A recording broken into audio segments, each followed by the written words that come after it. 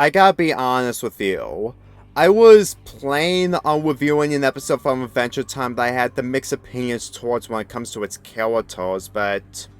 after watching Distant Lands Together Again, which is somehow the third special of the spin-off, which is mostly a reunion of these characters, I feel like reviewing a Distant Lands special is a lot more important considering that my original plan was to review Obsidian as part of my March schedule of earlier this year, but considering I'm not into that kind of shipping and the fact that my opinions towards the shipping of this show is mostly questionable, but let's go address on what I actually enjoy from Together Again, since I consider it as the best special out of the recent specials. Some people are going to address the fact that Jake is dead off screen by the time that this special aired, because every time I think about the pacing of this special, it really makes me believe that Finn and Jake are dead, and the fact that you can't be able to have everything stay the same forever, which is something that Adventure Time was when it comes to its Come Along With Me finale when it premiered in September of 2018. But rewatching this, it really reminds me of how much that Adventure Time really makes a huge impact ever since it premiered in the early 2010s decade. When this special began involving Finn and Jake just trying to stop Ice King from kidnapping so many princesses, I honestly think that this is supposed to be a callback towards the earlier seasons, and it really didn't went this well because Finn and Jake are at the land of the dead, which is a place where everyone is dead and they live happily ever after by going to heaven. But then again, in this case, they're not really into heaven, they're underneath the earth. At first, I was mostly confused, but even not watching a lot of episodes from the show and mostly forgetting the important ones, I can easily tell that they really knew what they were doing when it comes to Finn's arc in this entire special. Since that we've learned that this took place years after the events of Obsidian, we can easily tell that Finn can't be around with characters like PB and Marceline. And considering that he's a human compared to those characters, it really makes sense on him along with Jake all living in a life time where they just don't usually live on forever compared to the other characters. So I can easily admire the world building a lot more ever since I've learned that the citizens of the Candy Kingdom can go on for so many centuries. Not to mention Marceline's age where she can go for 1,000 years or more. So every time I see Finn and Jake in this special while dealing with so many situations while going against the antagonists, I really think that this special does probably the most unique way to be so amazing to make it subpar compared to the BMO special and Obsidian. And whenever I say subpar, it's usually a bad thing, but with specials like these, I consider subplot as a contributing factor in this special alone. It's the element of doing it the other way around, where I can easily tell what Finn is struggling in this, and the fact that Jake is also dealing with so much depression on the fact that he can't be with Finn forever. They instantly knew how to make this special much more better compared to Obsidian and the BMO special. So if you really ask me, this special was way planned ahead of time, which is saying much considering that the other specials are mostly fan service for Adventure Time fans who miss this show since it came to an end. So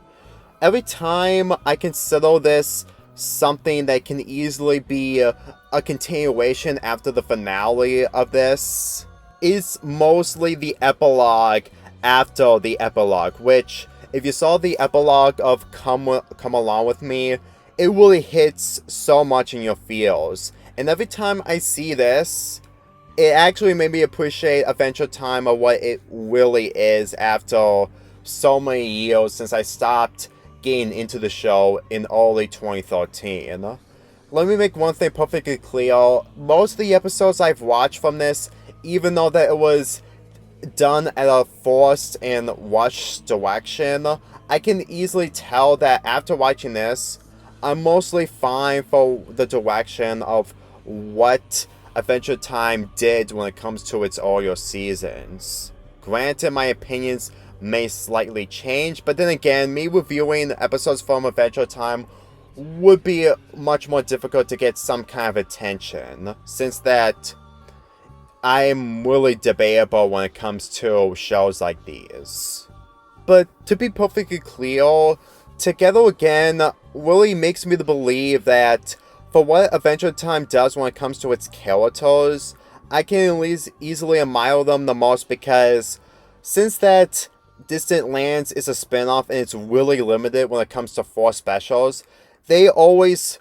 put most of their attention on a few episodes from the original. But here, they put everything of their attention in these, which is something that the other Quasico specials didn't do when it comes to the digital series. For one thing, we get new characters like Mr. Fox, who mostly helps out Finn on just trying to find Jake, but at the same time, considering that this is the land of the dead, well, everyone it was from the real life Earth, but not because they passed away or they got killed, ends up staying down here. And the only way to have Jake and Finn to get back to the real world is so that they can accomplish a goal together, which is the final adventure. So I can easily admire of what Finn's motivation is when it comes to his relationship towards Jake. I gotta be real, I never talked about Finn and Jake's relationship in any of my reviews of Adventure Time, regardless of how old they were. Maybe it's because I just don't usually like all the dynamics when it comes to cartoons like these, but I have to admit, Jake is still much of a good character for what he does and contributes, especially the comedy that he solves from the original. As for Finn, since that he dealt with a serious life that he didn't had a normal life, which is similar to Steven Universe, along with other characters who are living in an environment that just isn't really accurate compared to the current day environment. This special does so much to make this pairing really the biggest contributing factor in this. Every time I instantly see Finn and Jake together, it just reminds me of how much that the original series does a lot more, since that I just instantly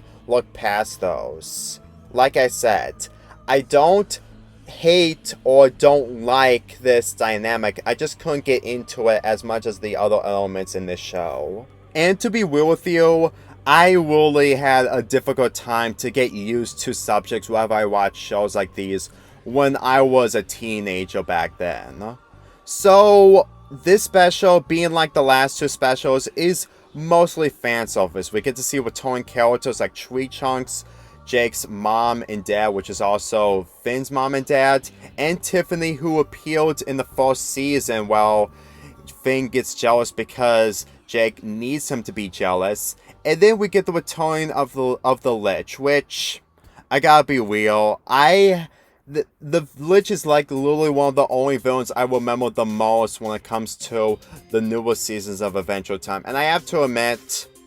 this really feels like the final confrontation between Finn and Jake against the Lynch, which really made me appreciate the fact that they actually have the Lynch return in this special. And considering this is a reunion of seeing characters that we've grown up with, I gotta say, this does it a lot more better compared to the first special. As long as people are going to address that Obsidian is somewhat superior, we should probably make a comparison video on which special is superior, either Obsidian or Together Again, because I'm gonna be with you, I'm not gonna be able to make a video like that because it's way more complex for me, especially with the amount of recording fails I have when it comes to reviewing Obsidian. But I can easily tell the differences when it comes to the qualities. And let me just say right now, after watching Obsidian in this special, I can say for a fact that they're probably equal when it comes to their qualities, no matter how different they are compared. So, if there's anything I can easily give Together Again and Obsidian some credit, is the fact that, we can see another conclusion between these characters. And in all honesty, every time I think about rewatching these two specials, it just reminds me of how much Adventure Time can do when it comes to